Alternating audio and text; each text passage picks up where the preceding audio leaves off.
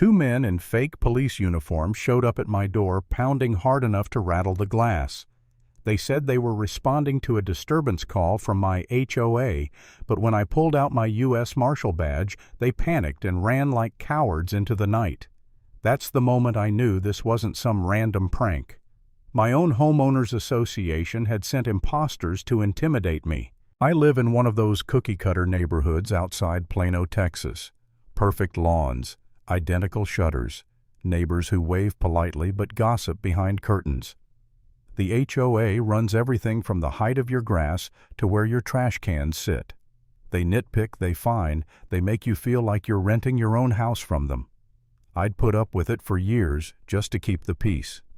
But that night when those men pretended to be cops at my door, something snapped inside me. I remember standing there with my badge in hand watching them sprint to their car. They didn't even try to argue. They just bolted tires screeching down the street. And as I stood in my quiet kitchen afterward, all I could think was, who in this neighborhood thinks they can scare me into silence? My phone buzzed. It was Carla, the neighbor across the street. "Did two officers just leave your house?" she texted.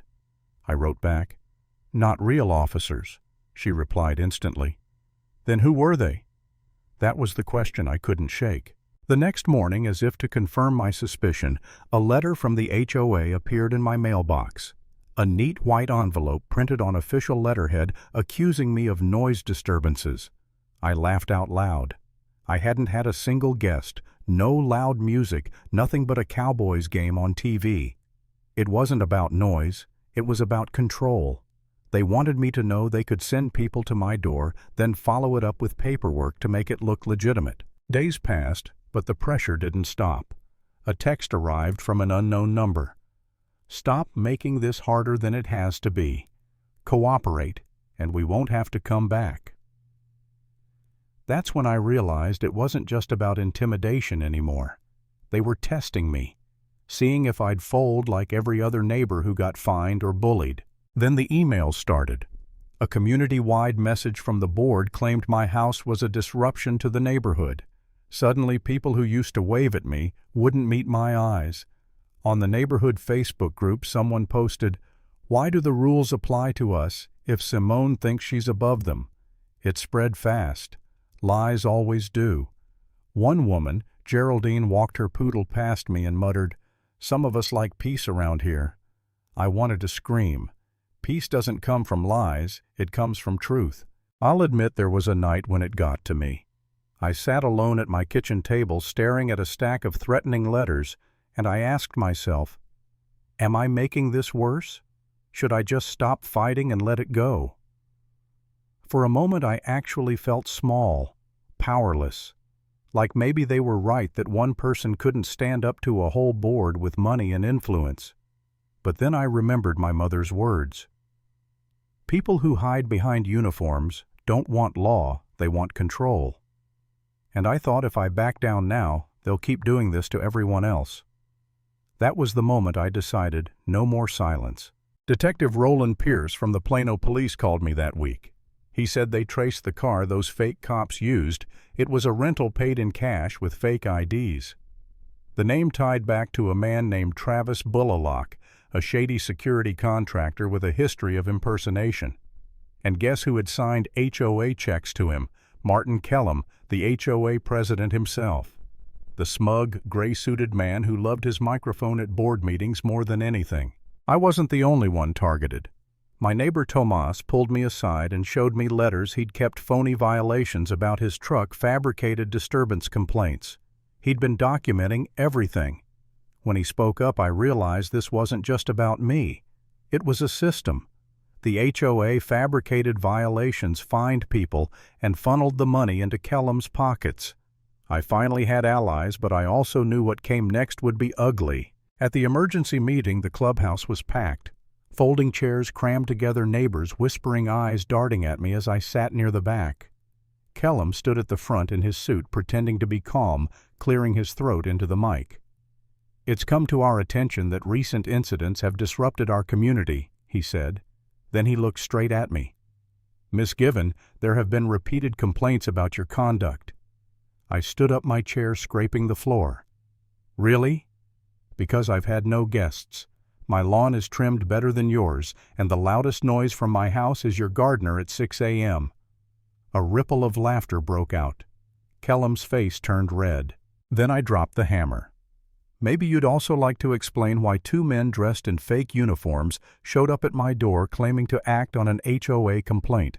Was that your idea of enforcement? The room went dead silent. Heads turned toward him. He stammered, "I have no knowledge of that." But the crowd wasn't convinced. And when Tomas stood up from the back and shouted, "She's not the first they've targeted. She's just the first who fought back." The tide shifted. Kellum tried to slam the gavel, tried to call for order, but his grip was slipping. People whispered, frowned, looked at him differently. For the first time, his power cracked. That night he cornered me in the parking lot. His suit jacket slung over his shoulder, his jaw tight. "You embarrassed me in front of everyone," he said. "You think that makes you strong. It makes you reckless. People depend on me to keep order." I stepped closer. Order isn't sending imposters to intimidate neighbors. That's not order, that's criminal. His eyes narrowed. Fear is stronger than respect, and people here are afraid of me. I smiled cold and sharp. Fear only works until someone stands up to it. And tonight, they saw someone stand up. The next morning, retaliation hit hard. A violation taped to my door trash cans placed incorrectly. Another letter, my fence was structurally unsound, completely fabricated. Carla whispered to me that the board was warning residents not to side with me or they'd risk losing their homes. It was textbook bullying. But I documented every slip of paper, every text, every threat. I wasn't just fighting for me anymore. I was building a case. Detective Pierce called me into the station. He laid out the documents, bank records, contracts, checks. Thousands of HOA dollars funneled through Bill Locke's fake company.